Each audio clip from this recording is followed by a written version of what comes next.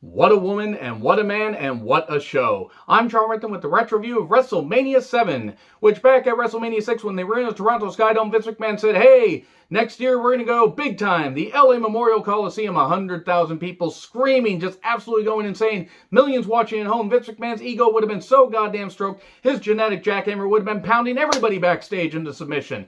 Because if I have to picture this kind of stuff, then so do all of you people. But anyway, they were going to be there. They were going to just have the sports entertainment package of celebrities, wrestling, everything, human centipede together, presented to everybody. And guess where it wasn't? The LA Memorial Coliseum, because Vince McMahon overestimated that people were going to overlook the fact we were in the middle of a goddamn actual war and invest in Slaughter and Hogan having this blood feud. Now, Slaughter was a tremendous heel. He burned the Hulk Rules shirt and was doing, some really, really good heel work because Slaughter was a tremendous heel before turning babyface, becoming Mr. G.I. Joe. And people wanted to see Hogan beat the turncoat Sergeant Slaughter. The problem is they didn't sell nearly enough tickets that would have even filled the Memorial Coliseum to half capacity. And it was going to damage Vince McMahon's ego, that is. So what they decided to do was move to the LA Sports Arena, which was a better idea because the crowd was way hotter. And even though there were some dips, believe me, there are some matches on this show that had no business besides getting the wrestlers a payoff being on this goddamn show. Some of them were fucking dreck. But there were so many high points. This is one of the better WrestleManias in history. This one still holds up even with the dips. So, I do find it funny, though, that it was security concerns instead of just admitting that there were low ticket sales. You can't admit this stuff, Bruce and Vince. We do know this stuff. We can find out this stuff. It's not going to damage, how we view you because Vince McMahon already continued to pay-per-view after a man died in the goddamn ring and everything, but whatever, revisionist history. The dark match, by the way, was Coco Beware versus Brooklyn Brawler. Okay. Anyway, the crowd was electric most of the night. Doug and the Monsoon were on commentary for the first match. It was the Rockers, Shawn Michaels and Mari Jannetty versus the Barbarian and the Haku with Bobby Heenan. Bobby Heenan would be on commentary for most of this show afterwards. I did find it funny that Mari Jannetty talked about how big both guys were and mentioned how big they were about 5 times during their pre-match promo. It was fast-paced. At times, the floor camera was shaking, actually, because, it's just like that's how loud the crowd was. The crowd was really electric for, I'd say, about 3/4 of the show. We get a drop kick to Haku and a crossbody by Shawn Michaels. 1, 2, 3. There you go. That's your lot right there. Interview by Mean Gene with Regis Philbin, Marla Maples, and Alex Trebek. Sad. No, it really is sad. Regis, tremendous wrestling fan. I mean, you think about how much wrestling meant to him, going back to the days of Freddie Blassie, and how he was able to get his talk show and how he always loved wrestling. I mean, you think about the interactions he had with Yokozuna on Good Morning America before SummerSlam 93. Alex Trebek being a really good celebrity host as well. Marla Maples was also there. She seemed confused. Very, very confused. So then I did question if Marla knew where she was. Henan joins commentary for Dino Bravo versus Texas Tornado. Shots, shots, shots, and shots. And to think that both of these guys actually, this would kind of be like one of the last big moments they would get. Because by 92, they would be moved down the card and then would be moved out of the company. Discus punch. Spain Tornado, 1, 2, 3. It really wasn't much to this. It was like 3 minutes. So, let's go Sean Mooney. Who? I don't know why Henan always made me laugh when he did that. The Warlord and Slick are talking about the match where Warlord's like, oh, he can't break my full Nelson. Slick's like, no way the Bulldog can do that. And then Bulldog gets advice from Winston, who was his mascot, who was a British Bulldog. An actual adorable dog. Just looked like it was happy to be there. I would never actually have one of those dogs because apparently they do have health issues, but British Bulldogs are great animals. I've had a few friends that have had them, and they are really just loving, sweet animals. By the way, the Bulldog was also one of the better workers out of anybody, or out of like half the goddamn card, which is really unfair. And I mean Winston, by the way, because Winston at least seemed like he earned his payoff. Moving on, it was in Alpo. So the Warlord with Slick took on the British Bulldog with Winston. Could Bulldog break the full Nelson? Yes, he could. And he hit a power slam afterwards about 8 minutes later for 3. I do want to say this. This actually is a match I do have a bit of affection for. As a 10-year-old kid, I bought into the Warlord because he was a big guy. And I was like, Bulldog's really cool. He can't break this full Nelson. Oh my God, he did. So it gives me a nostalgia pop. It actually wasn't that bad of a big man match. I did kind of like how Henan threw in a lot of good lines here. I'm not going to go through every single one of them, but he got off some really good lines. He was like, I was knighted by Queen Elizabeth. That's not your average run-of-the-mill guy, God damn it, Henan. Oh, Jesus. Monsoon said, I will have you taken out of here in handcuffs. He's like, well, I've got, Henan, well, I got friends in the LAPD, you know. The Rodney King incident happened March 3rd of 91. This took place 3 weeks later. Henan, just a little bit of subtle jab right there, but Henan just so goddamn good, you can't help but laugh at the guy, even though, tasteless, but funny. Because I laughed at it because I deal with tragedy and bad incidents through humor, as do a lot of people. So, the Nasty Boys and Hart Foundation talk about their match. We get the Nasty Boys with Jimmy Hart in a giant helmet that factors in a little bit later against the Hart Foundation tag title match. Well worked, hard hitting. There were some rest holds as you would expect, but the Nasty Boys worked well with the Hart Foundation here. Hot tag to Neidhart, but he gets the helmet to the head. It's not like Bull to the head because you can make sense of Neidhart's promos. You can never really make sense of what Stallone said after 1980. And we get new champions. Cool. And then we get recaps of Jake Roberts and Martel, the whole blinded thing where Jake Roberts was blinded by the arrogance in the can. It wasn't the light. Would have been weird if he shot light out at him. Blindfold match. Let me say right now that Jake Roberts and Rick Martel, obviously they could see through the hood. As a kid, it was kind of cool. As an adult, it was shit. Of course it was shit. These blindfold matches are always shit, but it was entertaining. The crowd did make it work. And they really were like, you know, they were pointing to for Martel, like, oh, no, no, no, and they were like lying to him, but telling Jake Roberts where Rick Martel was. They were acting like they couldn't do anything, and then eventually DDT 1, 2, 3. Jake Roberts broke the arrogance can, and puts his lengthy snake all over Martel from behind. Have fun unseeing that. I like Rick Martel. I think he should have gotten, a bit of a better, run in WWE. Even though he was good in tags, and I think he should have been at least a singles champion one time. So the Nasty Boys, Earthquake, and the Mountie get Marla Maples wet when she's trying to interview them. Probably not the first time or the last time for her. So, when the Undertaker's making his entrance, and Jimmy Snuka's already in the ring, services for Mr. Snuka. Henan was only 26 years off, or just about. Undertaker versus Jimmy Snuka. Man, Jimmy Snuka wouldn't meet an Undertaker for a while, but not soon enough for that dumb son of a bitch who got away with murdering his girlfriend and still got money from wrestling, despite the fact he said he was bankrupt and he couldn't pay them because he was a dumb son of a bitch who's burning in hell for what he did. And fuck Jimmy Snuka, I'm glad he's dead. Tombstone, 1, 2, 3. I did like Bobby Heenan's line. I can't believe it. That is Superfly Jimmy Snuka. Recaps of Savage and Warrior. I did always laugh, and I will always laugh at when Savage was attacking Warrior at the Royal Rumble. And he hit Warrior with a stage light. And it was just hilarious. He just grabs the stage light and just runs at him. I don't know why that made me laugh. Heenan notices Elizabeth is in the crowd. Oh no, what is she doing there? She was so instrumental in Randy Savage's success. Of course she's going to be there. Of course they're actually married in real life. But in kayfabe, for the storyline, they are not, they aren't together. Savage and Sherry get a lavish entrance with a bunch of job guys. I think I recognize a couple of them, but couldn't quite place. They're on they're on that throne. They're sitting on the throne and just, on the throne in front of everybody. Gross. And Warrior makes an entrance where he's not running. Why isn't he running, Heenan says. Heenan didn't like Warrior. I don't blame him. So Savage versus Warrior, retirement match. Big fight feel. Look, the main thing about this match is the aftermath. The match is really good. Savage could always get the best out of Warrior because that was hard to do because Warrior was shit and he was a goddamn prick. And he didn't want to learn and be better in the goddamn ring. And I'm going to say right now, fuck Ultimate Warrior, I'm glad he's dead. Queering doesn't make the world work, said Warrior, as well as many other things. So yeah, guy can rot in hell for all I fucking care for being an evil son of a bitch. Wishing death on Bobby Heenan because of the cancer and everything. Just because Bobby Heenan on his worst day and even now was better than Ultimate Warrior was during his prime. So anyway, Sherry got involved. I think Heenan said at one point, Sherry, it's like we're getting work from our rear camera. I mean, to be fair, Sherry was beautiful. So, how could you not notice? We get a ref bump and then a shoe to Savage's head. Oh no, who uses a shoe, honestly? And 5 elbow drops. 5 elbow drops for 2. Warrior kicks out. And then Warrior hits a splash. Oh no, for 2. He questions whether he's looking up to the heavens. Warrior ain't in heaven. He's down there in hell. That's a good way to use the Randy Orton line that he didn't want to say about Eddie. God damn, that was terrible.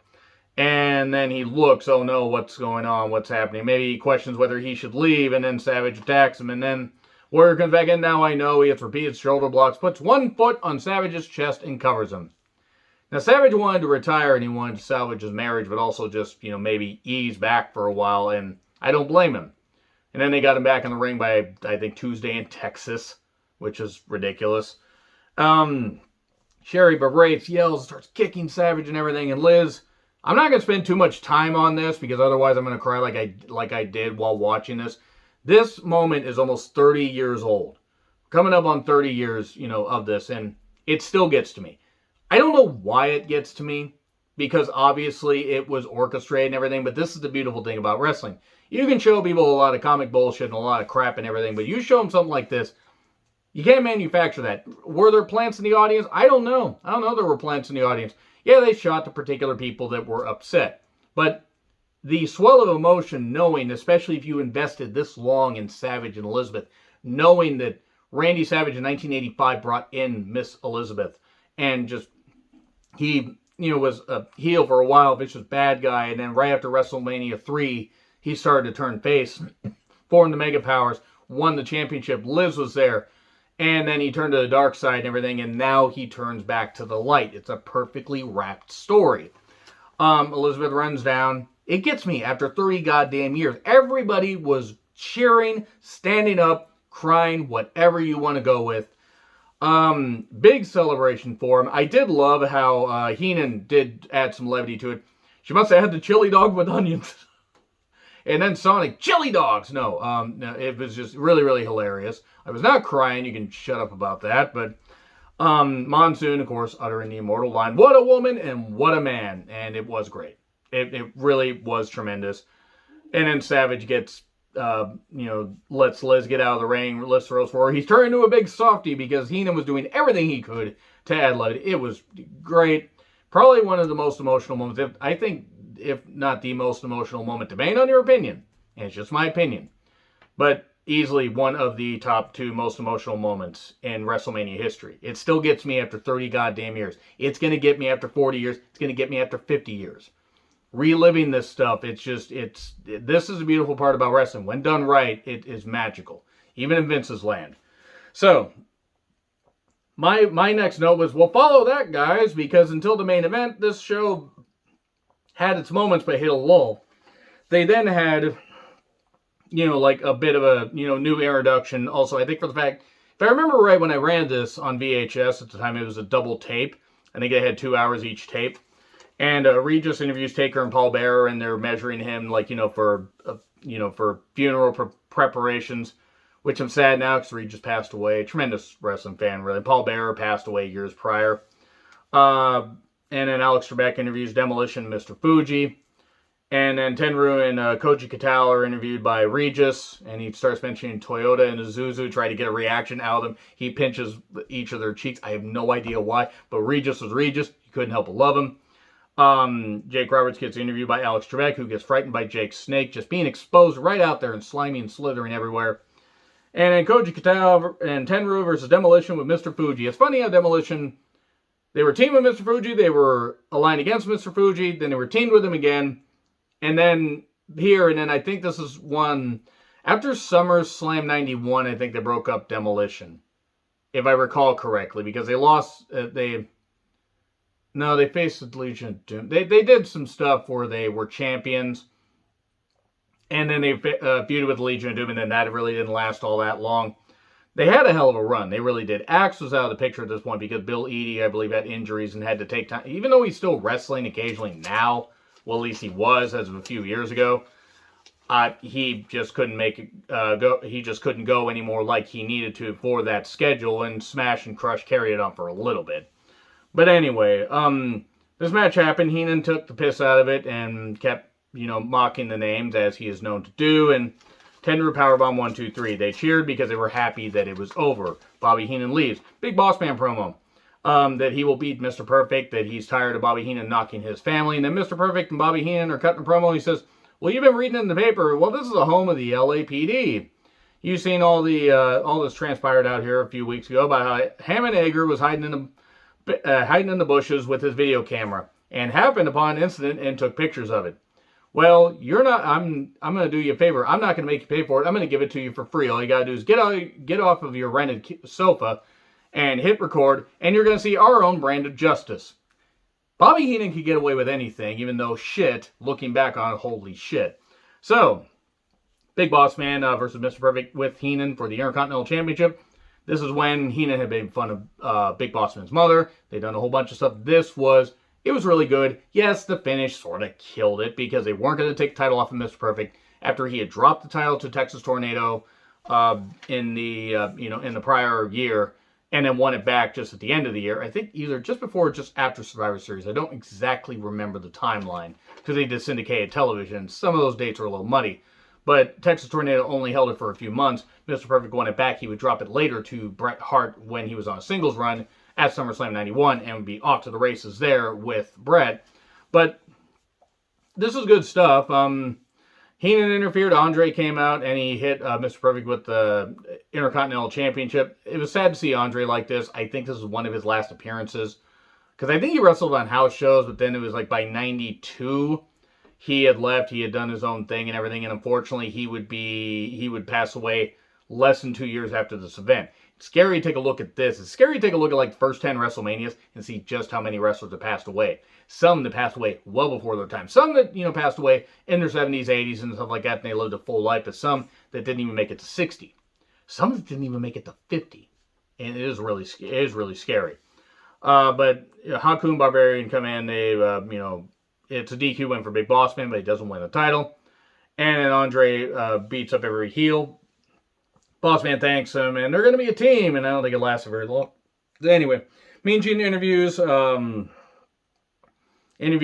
Trump. Can we just swap them so we can have Mean Gene back? That's all I got to goddamn say. By the way, if you're a Trump supporter and you're watching this, I don't fucking care if I offend you, because I'm really sick of it. Let's just hope that this country can come back and be great. Because it wasn't before, at least for a period. Chuck Norris and Henry Winkler chime in. Henry Winkler, who would later go on to be the principal that got stabbed in Scream, not stabbed in Stab. The mock version that they did in Scream, movie within a movie, Movieception, Screamception. Sounds like some kind of weird ice cream. Anyway, Lou Ferrigno was talking, the Hulk. And Heenan says, I'm amazed that Lou Ferrigno can talk with 15 pounds of crackers in his mouth. The guy's actually, I don't remember if he's fully deaf or mostly deaf, but I'm just like, damn, Heenan. Just good God. Heenan was gold. Greg Valentine versus Earthquake. This did not need to be on WrestleMania, but at least it got a payoff. Big one for 3 in about 3.5 minutes. Road Warriors yell a lot. Well? And then they took on Power and Glory. Paul Roma and Hercules, and they beat them in a minute. They just annihilated them. Hercules could have got back in the ring and stopped the Doomsday Device. He's like, nope, I'm done. And Paul Roma got pinned. Paul Roma then would go on to, unfortunately, be the scapegoat for why the Horsemen failed in 1993. And I say the scapegoat because he was put in a position where he shouldn't have been in. They should have brought him in and had him be part of a tag team like he was with Paul Orndorff. Pretty wonderful. Pretty damn good team. Roma could at least talk and could at least do some good, work in the ring. They had Mongo as the last member, or the worst member of the Four Horsemen, in my opinion.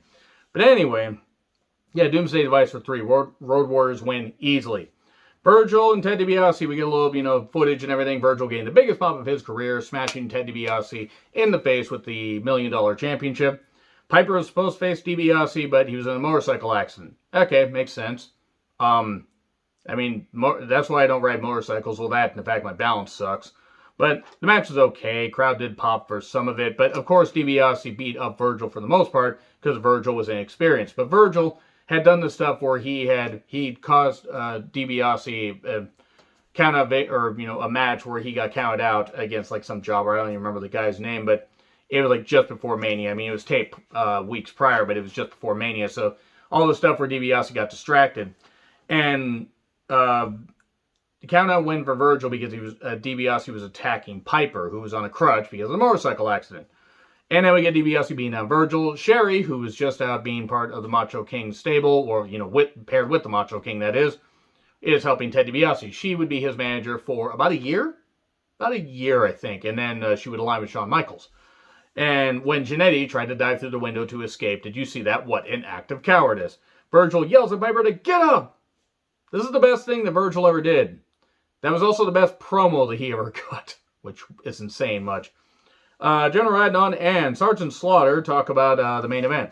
It's funny seeing General Adnan in WWE and then also going back and watching some of the later AWA stuff where he was Sheik Adnan El Casey and they had him and Vern Gagne in a match. Well past Vern Gagne's prime, which was like 1970. Seriously, Vern Gagne. Take a look at Vern Gagne like in the last decade before he retired. There's a reason why some wrestlers stuck around way too goddamn long. Anyway, they talk about it. Slaughter's going to still win the, hold the championship. Tito Santana versus the Mountie. Well, thanks for coming, Tito. He got hit with the cattle prod and then got pinned in 80 seconds. And Bobby Heenan says, oh, you must have had bad Mexican food for lunch. Hogan talks about beating Slaughter. He's the new Hulk Hogan in the 90s. He's playing by a new set of rules. He is rebuilt and everything. He's got roids. Oh, wait, he was off the roids. But he never used roids. He said it on Arsenio Hall. Hogan, you fucking idiot. Anyway, Alex Trebek does the introductions for this. Regis joins commentary. Marla takes a heavy object and slams a bell, which means she was in familiar territory. Hogan versus Slaughter, WWE Championship. Huge pop for Hogan. The match wasn't great. It wasn't. But it was electric because of the crowd and the fact that people wanted to see Hulk Hogan get the victory. And it was great to see Slaughter get a main event spot. It was. For all the stuff he had done in WWE, in Jim Crockett Promotions, and the AWA, he deserved this spot for all that he did in wrestling. And plus, his chin got a really good payoff. So anyway, seriously, Sarge's chin, I'm amazed he just didn't, chin butt people. And I'm not talking about time chasers, the chin. I'm not talking about that. I'm amazed that he didn't just use that. It could have been registered as a lethal weapon. Could have been more deadly than Lex Luger's loaded forearm. But anyway, let's get on with that. Hogan ends up bleeding after chairs are used and an extension cord was used, but the referee's going to let it go. It was funny how Hogan got busted open by a chair and actually was gushing to the point where like half of his face was bleeding. But he was so goddamn red and tan and everything that you couldn't actually tell what part was bleeding and what part wasn't. He then hulks up after getting out of the camel clutch, hits the boot, leg drop, 1, 2, 3. And that's it. That is it right there. Hulk Hogan is new WWE champion, and that would be the last time that he would win the title at WrestleMania. Oh, wait. WrestleMania 9, which I retro-reviewed a few years ago. And who knows, maybe in the future I'll do an even more scathing rant at some point. But yeah, this actually was a pretty damn good Mania. Electric crowd, even with the dips. It was a lot of fun. Let me know your guys' thoughts in the comments. Like, share, subscribe, Twitter handle in the description. I'm John Redland. I'll see you soon.